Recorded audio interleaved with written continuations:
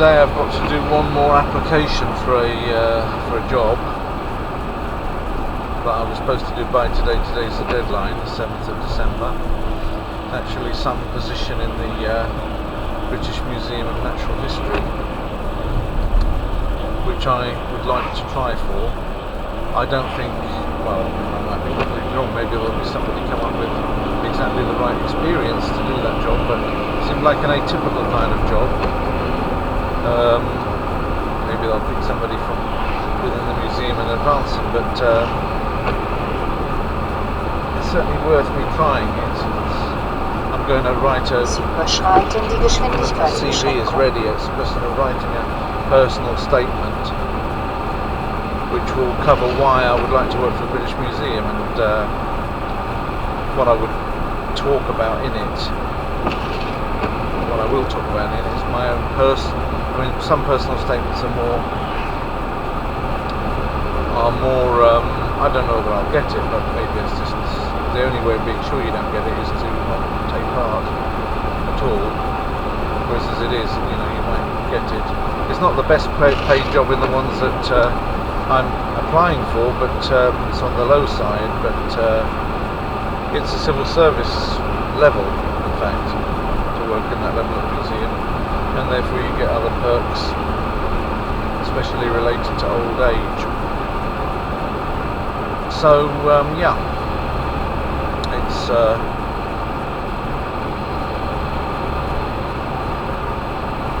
an attractive thing for me, but mainly, even more than that, to be connected with the museum that meant so much to me as a child. I used to go there every Thursday. I used to take a train down to London. That's how I spent my pocket money. I used to take a train down to London and take part in the Ichthyology course. I've still got my notes from the Ichthyology course that was done there with Gordon Howes and Keith, I think his name is Alistair. Check. I've got the stuff at home anyway. Thankfully, I've got an hour's difference even up between Poland and the UK. We've got to be in today by the close of the day.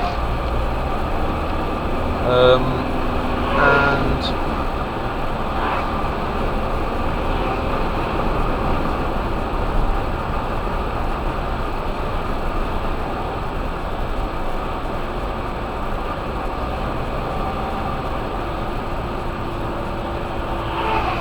yeah, I would want to talk about what the museum meant to me back then, you know, and how it was so important, how I understood that a lot of the research that goes on uses, there are teams of ichthyologists doing things there at the museum that can't be done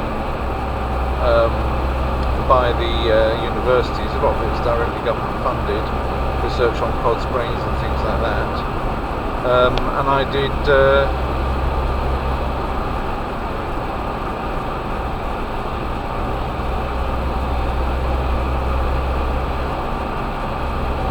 things with them, you know. I did, when I went there,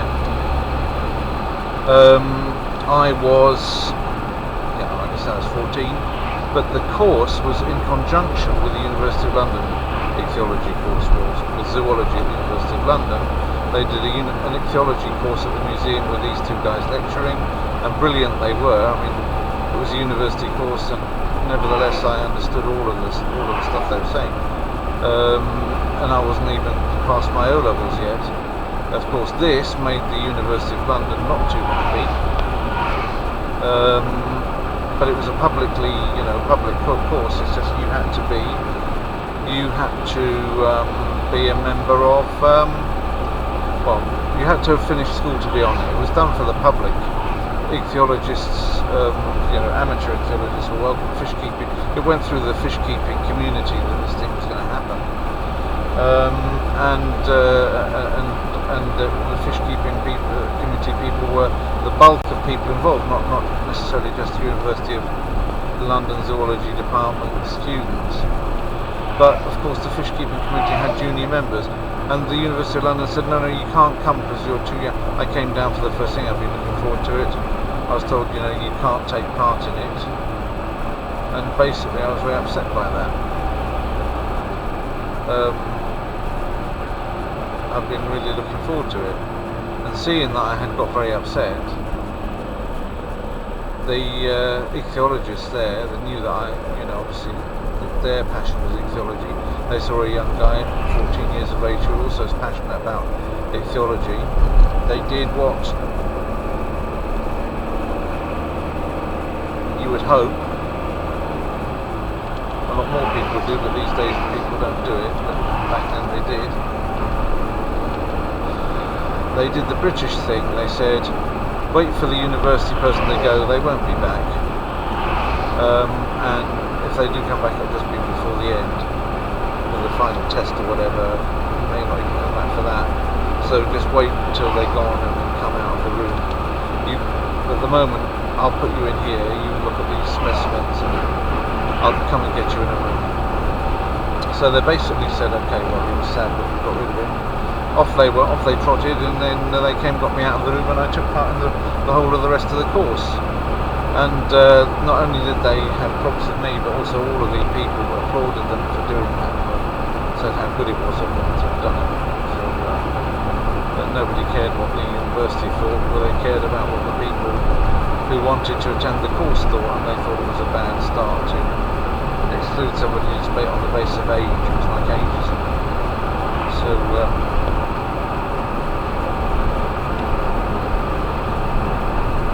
you see us slice of what life is like. On the one hand, you've got bureaucrats that want to do things a certain way, and you've got the majority, the typical British person being very resistant to that.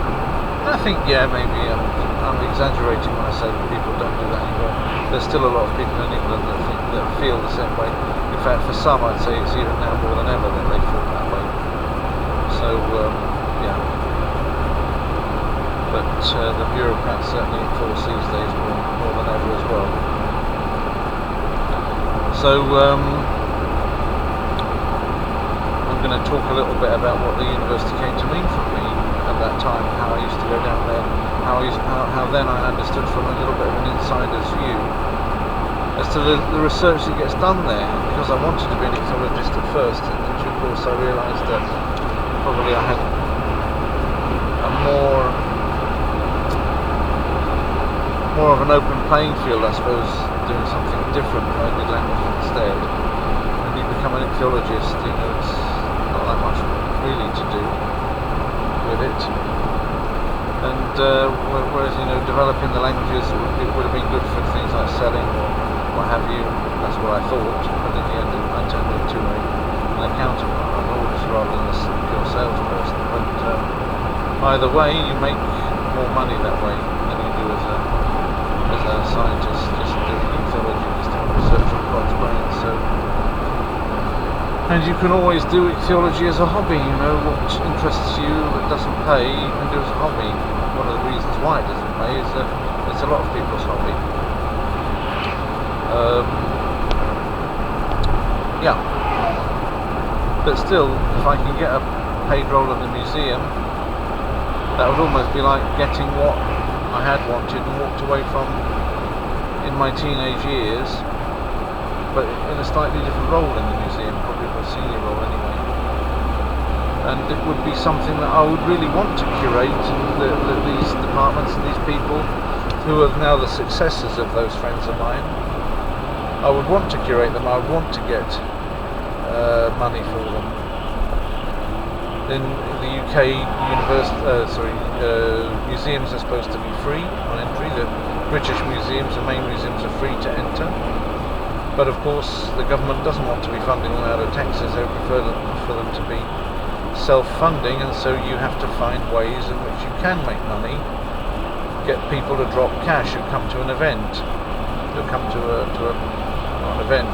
Events are part of it. They make events that people will drop cash at. One of the things is corporate sponsorships, corporate Christmas parties, or leaving dinner.